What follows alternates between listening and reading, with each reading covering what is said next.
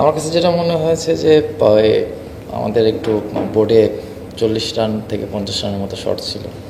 যদি এই জায়গাটা আমরা করতে পারতাম তাহলে খেলার সিনারিটা আলাদা হতো। এত ইজি উইকেট ছিল না, উইকেটে হেল্প ছিল বলারদের জন্য। বোলাররা যথেষ্ট ভালো বল করেছে। আমি মনে করি ব্যাটিং পয়েন্ট অফ ভিউ থেকে আমরা 50 রানস শর্ট করছি।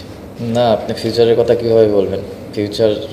ফিউচারের জায়গায় থাকুক, আমরা আমাদের সামনে যে ম্যাচটা আছে ওই ম্যাচটাতে ফোকাস করতে চাচ্ছি। যদি ওই ম্যাচটাতে আমরা ভালো কিছু করতে পারি, ইউনিবর্ন সামনে আমাদের ব্যাক টু ব্যাক 2টা ম্যাচ আমরা জিততে পারি।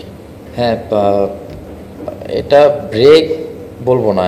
অ্যাজ এ প্রফেশনাল প্লেয়ার হিসেবে তো আপনাকে যত তাড়াতাড়ি সম্ভব অ্যাডাপ্ট করতে হবে, অ্যাডজাস্ট করতে হবে। তো আমি মনে করি অবশ্যই আমাদের ব্যাটসম্যানদের এখানে ব্যর্থতা, যেহেতু 50 ওভার্সের গেম, আমরা অনেকগুলো ম্যাচ, যেটা বলেছেন যে অনেকগুলো ম্যাচ আমরা 50 ওভার খেলতে পারিনি।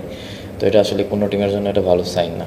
তো আমার মনে হয় যে আমাদের যারা ব্যাটসম্যান আছি, আমাদের এইখান থেকে 1-2জনকে খেলাটা ফিনিশ করলে আমাদের জন্য আরও ভালো হবে। তো আশা করছি যে সামনের ম্যাচগুলোতে এই জিনিস থেকে আমরা ওভারকাম করবো ইনশাল্লাহ। হ্যাঁ, এটা আমি আমি তো টিমের একটা পার্ট, আমি এটা বলতে পারবো না যে টিম সিলেকশনের ক্ষেত্রে তো আমার হাত থাকে না। আমার মনে হয় এই কোশ্চেনটা আপনার অন্য জায়গায় করলে ভালো হয়। এশিয়া কাপের আগে খুব দারুণ ছন্দে ছিল জাকের আলী অনেক, তো হঠাৎ আসলে তার কি হলো? পাওয়ার হিটিং দিয়ে বেশি কাজ করে কি আসলে এলোমেলো হয়ে গেলেন একটু? দারুণ ছন্দে ছিল, এখনও তো মনে হয় ভালোই খেলছে। লাস্ট ওডিআই ইনিংসগুলো যদি দেখেন, সে তো আমার মনে হয় ভালো টাচে আছে। আপনাদের সমস্যা মনে হয় আমার কাছে যে একটা ফরম্যাটের সাথে আরেকটা ফরম্যাট আপনারা কম্পেয়ার করেন। আমার কাছে মনে হয় সে যথেষ্ট ভালো অবস্থায় আছে। হ্যাঁ, একটা প্লেয়ার সবসময় ভালো খেলে না, সবসময় এটা ওয়ার্ল্ডের যত বড় প্লেয়ারই হোক কখনো কনসিস্টেন্ট প্রত্যেকটা ম্যাচ ভালো খেলতে পারেনি। তো আমার কাছে যেটা মনে হয়েছে, অবশ্যই এরকম ব্যাট প্যাচ যেতেই পারে। আমি ব্যাট প্যাচও বলবো না, হয়তো বা এক্সিকিউশনে কিছু জায়গায় ইয়ে আছে। আশা করছি এটাও সামনে ভালো হবে ইনশাল্লাহ।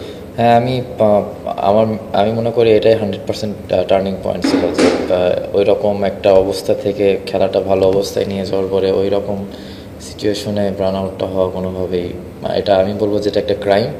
অবশ্যই আমার একটা বাজে ডিসিশনের জন্য আমি রান আউট হয়েছি। তো আশা করবো যে এরকম অবস্থায় যখন ফেস করবো ইনশাল্লাহ ভালো কিছু করার। এবছর আপনি আন্তর্জাতিক ক্রিকেটে 4বার রান আউট হয়েছেন, আসলে সমস্যাটা কোথায়? কেন বারবার এটা হচ্ছে? সমস্যাটা তো আমার ভিতরে সমস্যা। তাহলে আমাকে একটু খুঁজতে হবে কোথায় সমস্যা, এটা ইনশাল্লাহ খুঁজবো। খুঁজে যত তাড়াতাড়ি সম্ভব এখান থেকে বের হওয়ার চেষ্টা করব। প্রিপারেশন সবসময় সেমই থাকে। বেস্ট প্রিপারেশনটা নিয়েই আমরা সবসময় যাওয়ার চেষ্টা করি।